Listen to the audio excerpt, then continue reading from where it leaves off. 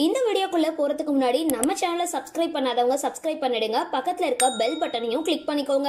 வாங்க வீடியோக்குள்ள போகலாம். பாக்யராஜ் மகள் குறித்து இப்போ தற்பொழுது ஒரு தகவல் வெளியாகிருக்கு. நடிகர் பாக்யராஜ் மகள் சரண்யா தன்னோட அப்பா இயக்கத்துல 2006ல வெளிவந்த பாரிஜாதம் அப்படின்ற படம் மூலமா அறிமுகமானாங்க.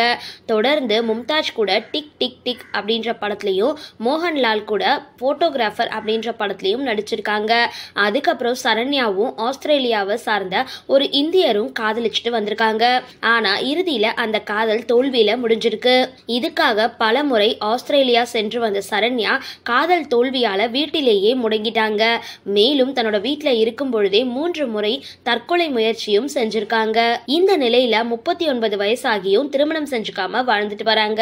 தற்பொழுது ஷாப்பிங் மற்றும் ரீட்டைல் தொழில செஞ்சுட்டு வராங்க. சமீபத்துல அவங்க தன்னுடைய தம்பி சாந்தனோட மனைவி கீர்த்திக்கு டிசைன் செஞ்ச ஆடைய இணையதளத்துல பகிர்ந்திருக்காங்க. சரி, இந்த வீடியோ பத்தின உங்களோட கருத்துக்களை கீழே கமெண்ட் பாக்ஸ்ல போஸ்ட் பண்ணுங்க. வீடியோ பிடிச்சிருந்தா லைக் பண்ணுங்க, ஷேர் பண்ணுங்க. மறக்காம டிபி காபி சேனலை சப்ஸ்கிரைப் பண்ணுங்க.